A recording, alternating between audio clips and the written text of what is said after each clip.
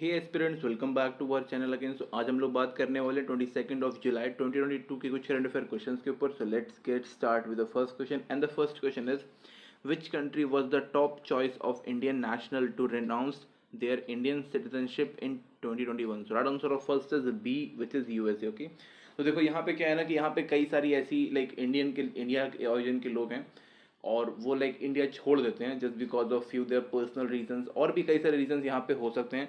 तो उसकी वजह से दे प्रेफर्ड सम डिफरेंट कंट्री। तो यहाँ पे दिया हो गया है कि कौन सी कंट्री सबसे ज़्यादा लोग प्रेफर्ड करते हैं, तो वो यूएसए है। ओके, इन 2021 यहाँ पे यूएसए में अराउंड 78,000 लोग जो हैं वो गए हैं। और अगर मैं बताऊँ कि ऑल ओवर, तो ये 1.63 लाख पीपल, इतने सारे लोगों ने इंडिया की सिटीजनशिप छोड़ दी है। ओके, एंड इसके अलावा यूएसए तो फर्स्ट नंबर पे है, सेकंड नंबर पे अपना ऑस्ट्रेलिया आता है। यहाँ पे 23,000 लोगों ने जाके they have taken their, okay, their citizenship. Okay, और ये जो 1.63 लाख है, ये अभी तक का मतलब सबसे ज़्यादा हाईएस्ट है 7 सालों में, highest in last 7 years, and this is not good for India. And इसके पहले अगर हम बात करें तो 2019 में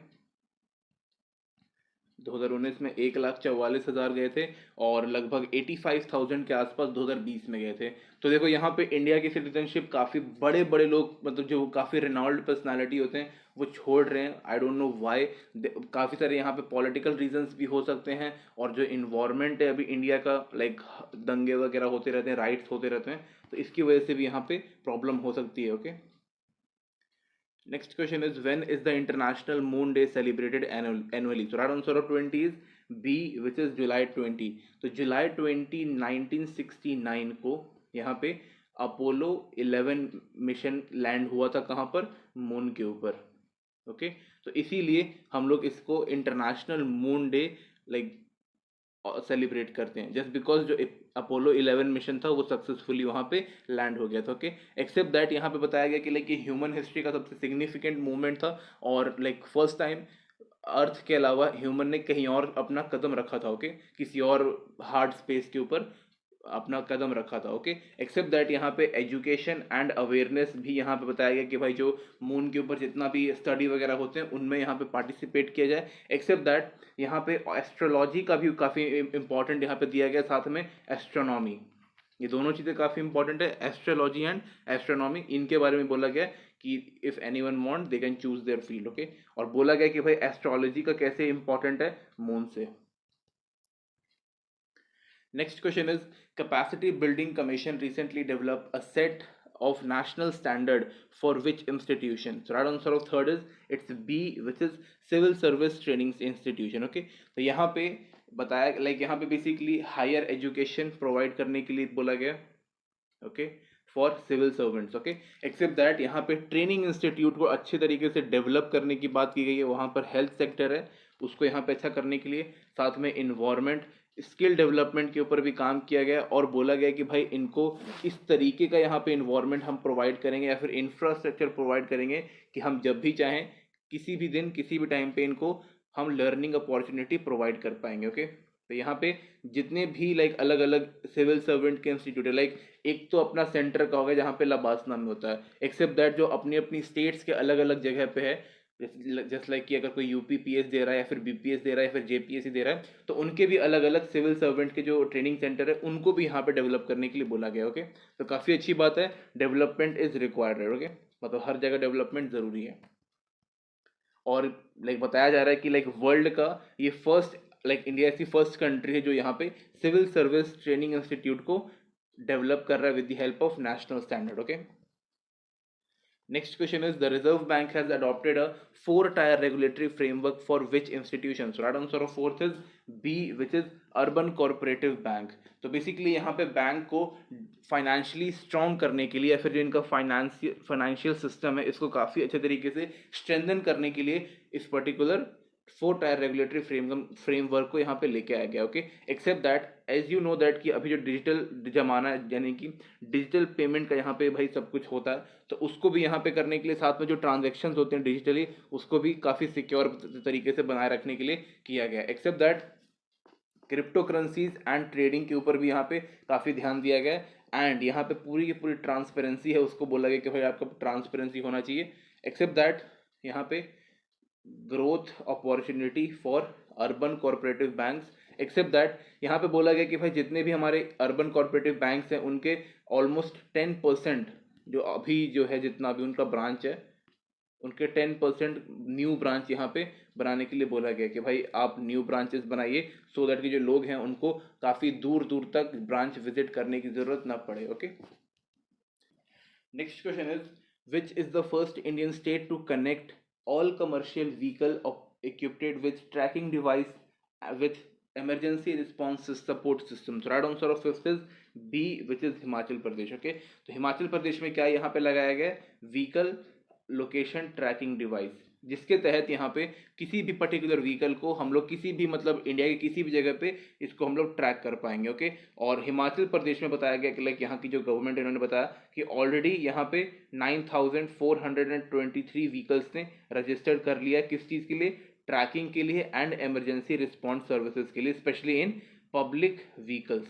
एंड यहाँ पे ये भी बताया गया कि भाई जो women safety and child safety के लिए हमने यहाँ पे इमरजेंसी रिस्पांस के तहत यहाँ पे हमने एक लाइक पैनिक बटन भी लगाए हैं जो कि डायरेक्टली यहाँ पे सैटेलाइट से कनेक्ट रहेगा। जब भी यहाँ पे कोई क्लिक करेगा उसको हम ट्रैक करके वहाँ पे जितनी जल्दी हो सके जो हेल्प है वो प्रोवाइड किया जा सके। ओके, जो भी वहाँ पे विक्टिम होगा उसको। तो काफ़ी अच्छा इनिशिएटिव है। सेम इनिशिएटिव जो है वो पंजाब वाली गवर्नमेंट ने भी बोला है कि भाई हम भी इसको यहाँ पे लगाएंगे। काफ़ी अच्छी यहाँ पे चीज़ें दी हुई। ओके, और यहाँ पे लाइक जब ये होगा तो यहाँ पे बेसिकली पूरा मॉनिटरिंग सिस्टम बनाया जाएगा, पूरा कंट्रोल रूम, पूरा कंट्रोल सिस्टम जो भी यहाँ पे डेवलप किया जाएगा और उसके बाद हर चीज़ को यहाँ पे मॉनिटर किया जाएगा। काफ़ी इंपॉर्टेंट है, ऐसा चीज़ होनी चाहिए। Okay, next question is which company is the first to obtain captive 5G spectrum directly to deploy solution globally for the parent group. So right answer of 6 is A, which is L&T Tech.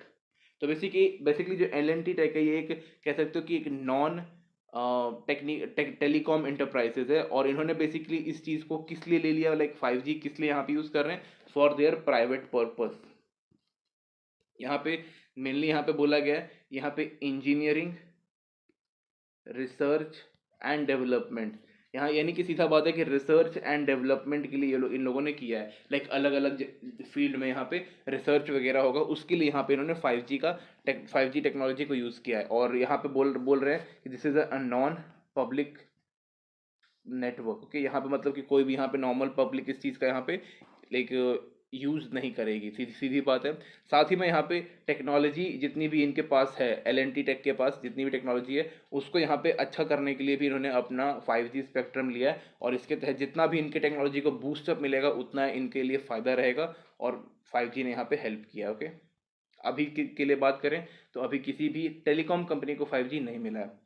Next question is which bank has been named the 2022 World Best SME Bank by Euromoney for second time? So right answer of seventh is D, which is DBS Bank. तो DBS bank का full form होता है development bank of Singapore limited. Okay, तो basically इन्होंने किसके साथ tie up किया है, SME के साथ। SME मतलब कि स्मॉल मीडियम एंटरप्राइजेस, इन सब के साथ यहाँ पे टाई अप करके काफ़ी यहाँ पे अच्छी बैंक यहाँ पे बन गई just because they are providing very less interest loan और काफ़ी इनका जो यूज़र इंटरफेस है वो काफ़ी फ्रेंडली रहता है इन लोगों के लिए और काफ़ी अच्छे तरीके से इन्होंने काम किया एंड सेकेंड टाइम इन्होंने इस पर्टिकुलर टाइटल को अचीव किया बाय यूरोमनी। यूरोमनी क्या है, यूरोमनी एक British government like British country जो इंग्लैंड है उसकी यहाँ पे एक मॉनिटरिंग सिस्टम है, उसके द्वारा इस चीज़ को यहाँ पे लाया गया। ओके, साथ ही में जो हमारे स्मॉल और मीडियम इंटरप्राइजेज है उनकी यहाँ पे डेवलपमेंट एंड ग्रोथ के लिए काफ़ी अच्छा काम किया गया। किसके द्वारा,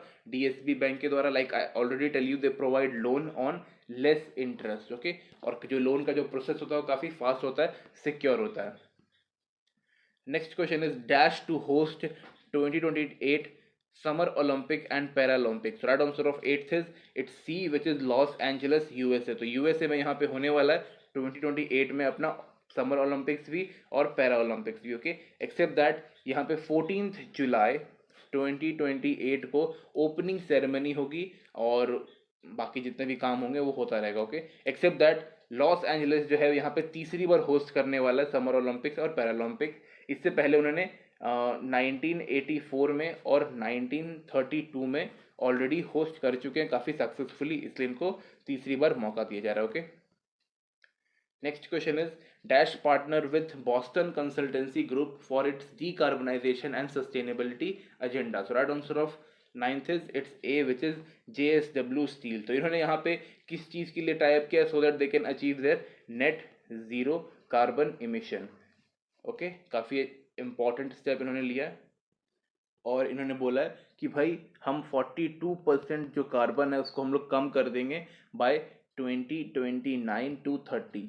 ओके, 2029 से 30 के बीच में हम लोग 42% ऑलमोस्ट ये लोग डीकार्बनाइज कर देंगे, जो कि काफ़ी अच्छी बात है। आप लोगों ने पढ़ा होगा कॉन्फ्रेंस ऑफ पार्टी 26 में ये चीज़ बताया गया था कि लाइक आपको नेट ज़ीरो इमिशन के ऊपर ध्यान देना है, डीकार्बनाइजेशन पे ध्यान देना है और सस्टेनेबिलिटी एजेंडा के ऊपर भी ध्यान देना है। ओके, तो यहाँ पे बॉस्टन कंसल्टेंसी ग्रुप जो है they are going to give the technology of digital analysation analytics and tracking devices मतलब दिया जाएगा। इसके तहत यहाँ पे और भी मतलब मेजरमेंट सिमुलेट एंड इन्हेंस किया जाएगा किस चीज़ का, कंपनी इन्वायरमेंट परफॉर्मेंस को। इनके जो ये टेक्नोलॉजी यहाँ पे प्रोवाइड करेंगे उसके तहत यहाँ पे इन मतलब टेक्नोलॉजी की with the help of technology they are going to put eye on the everything, मतलब कि कितना कार्बन रिलीज हो रहा है, सारा डेटा जो यहाँ पे है वो इनके पास मिलता रहेगा। तो ये काफ़ी अच्छी बात है।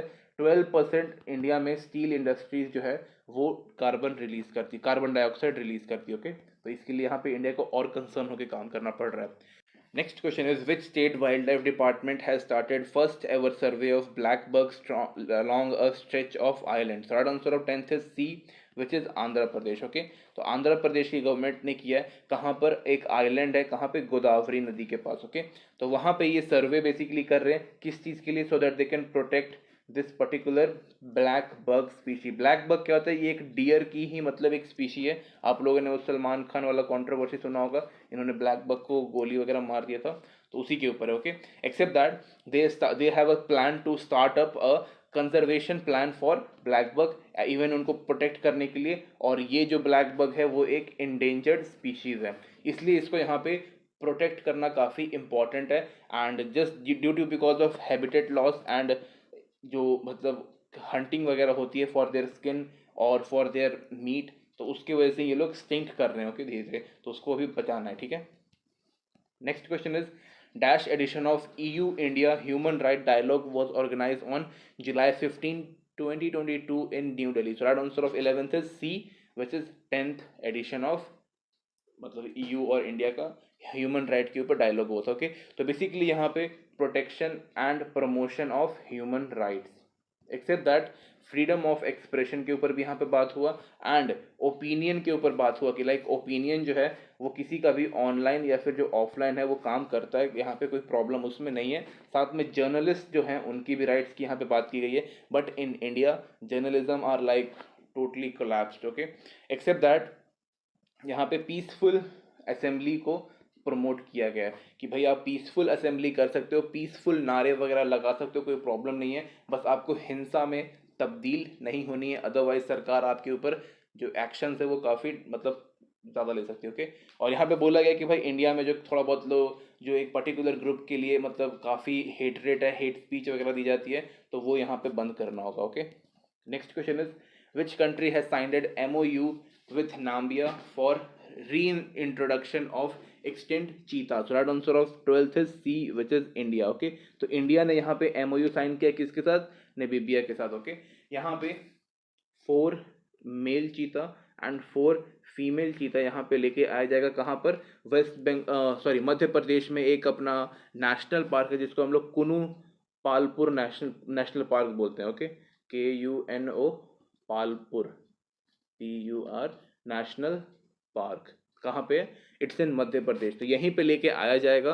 एंड यहाँ पे डेटा दिया गया था कि लाइक आफ्टर 1948 इंडिया में जो चीता है वो ख़त्म ही हो गया, लाइक उसके अलावा एक भी नहीं बचा था। और 1948 में भी जो हमें मिला था उसकी भी वहाँ पे डेड बॉडी मिली थी और लाइक जिंदा नहीं था वो, एक्सेप्ट क्यों कारण, इसका मेन कारण था ओवर हंटिंग एंड जो इनका जो हैबिटेट है वो लॉस, मतलब जो इनका जो घर वगैरह जो थे वो ख़त्म हो चुके थे। ओके, जो इनको है जिस तरीके का उनको इन्वायरमेंट चाहिए वो ख़त्म हो गया था। ओके, सबको पता है कि चीता जो है वो फास्टेस्ट लैंड एनिमल है पूरे वर्ल्ड में, और काफ़ी इंपॉर्टेंट रोल प्ले करता है। ओके, काफ़ी सही भी दिखते हैं, काफ़ी मतलब कोई प्रॉब्लम नहीं होता उनके साथ।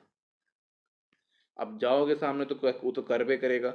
ओके, तो next question is who has become the world fourth richest person on फोर्ब list in July 2022। So right answer of 13th is D which is Gautam Adani. Okay, तो इन्होंने लाइक ये फॉर्ब के फोर्थ यहाँ पे रिचेस्ट पर्सन बन चुके हैं। किसको सरपास किया इन्होंने माइक्रोसॉफ्ट के फाउंडर बिल गेट्स को यहाँ पे इन्होंने सरपास कर दिया। ओके, बिल गेट्स जिन्हें भी मतलब अनाउंस किया था कि $20 बिलियन अभी डोनेट करेंगे। ओके, एक्सेप्ट दैट अभी अगर हम बात करें गौतम अदानी जी की वेल्थ के बारे में, इट्स $114 बिलियन। ओके, इसलिए यहाँ पे ये आ चुके हैं। Next question is who has been elected as a new president of Sri Lanka in 20th July 2022। Right answer of 14th is a which is Ranil Wickremesinghe. Okay, सबको पता है कि भाई ये लाइक 6 टाइम प्रधानमंत्री रह चुके हैं। ओके, एक्सेप्ट दैट अभी 15 जुलाई को इन्हें एज अ एक्टिंग प्रेसिडेंट बनाया गया था और बोला गया था कि भाई 20 जुलाई को इलेक्शंस होंगे और उसी दिन रिजल्ट भी आएगा, और रिजल्ट आने के बाद इन्हीं को वापस से प्रेसिडेंट बना दिया गया। ओके, जस्ट बिकॉज यहाँ पे गोटाबाया राजपक्षा जो है वो सिंगापुर पहले मालदीव्स गए और मालदीव से फिर सिंगापुर भाग गए, और जो इन्होंने अपना रेजिग्नेशन जो है वो भी पोस्ट के थ्रू किसको दे दिया, रानिल विक्रमसिंघे को। ओके, तो ठीक है, जो भी है जैसा भी है, बस हम चाहते हैं कि जो श्रीलंका है वो वापस से अपनी सही जगह पे पहुंच जाए। ओके, कोई प्रॉब्लम नहीं आना चाहिए। Next and the last question is which country has the most powerful passport in the world as per Henley passport index 2022। Right answer 15th is B which is Japan. Japan का काफी यहाँ पे strongest passport है। क्यों? Because they have like यहाँ पे दिया हुआ है कि लाइक जापान के जो लोग हैं वो 193 कंट्रीज में घूम सकते हैं without any problem, like hassle free, मतलब एंट्री जा वहाँ पे जाके कर सकते हैं, कोई यहाँ पे प्रॉब्लम नहीं आने वाली। ओके, एक्सेप्ट दैट इंडिया के अगर हम रैंक की बात करें तो इट्स 83।